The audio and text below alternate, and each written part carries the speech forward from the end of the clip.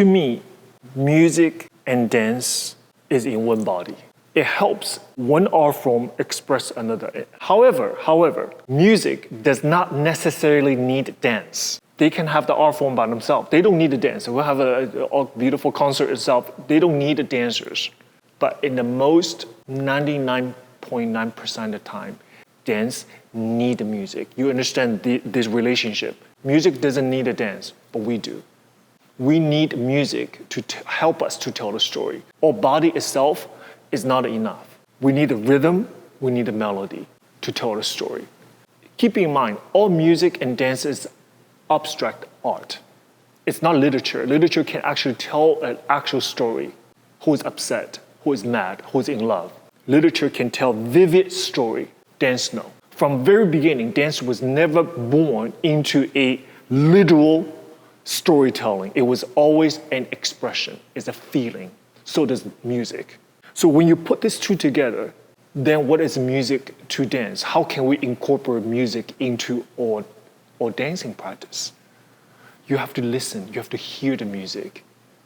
Music is not something for you to externally to accept. It has to be embedded within your movements. So now we're talking about something very practical, something very specific. There are two ways how to incorporate music into your technique. One is very, very honest and kind of not very romantic, it's count. You have to know how to count the music. You have to understand the time signature, you have to understand the tempo. I teach, you hear me count all the time, 5, 6, 7, 8, and a 1, and a 2, and a 3, and 4. That's rhythm. I need that to teach, actually, so I won't get lost. So you have to learn how to count the music first. If you don't want to count the music, you have to listen to music.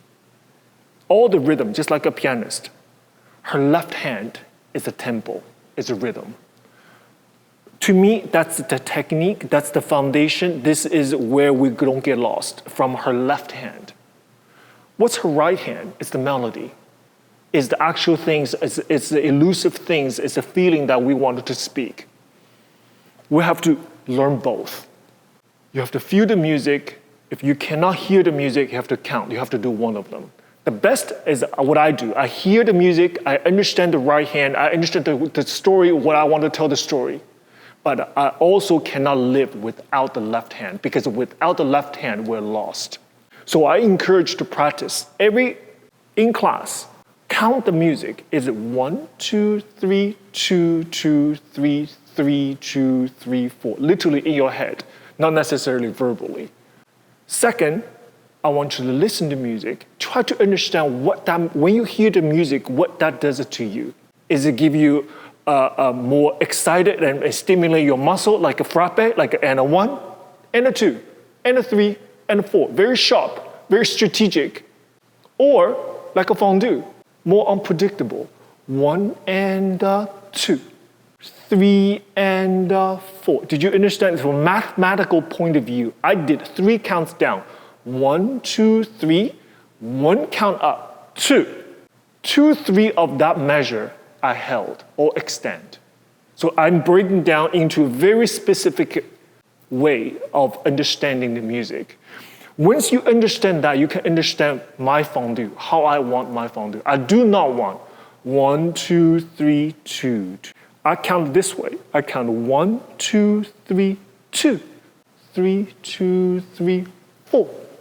Because why? The fondue, the idea of the fondue is only describing the down part of it. It doesn't include the up part of it.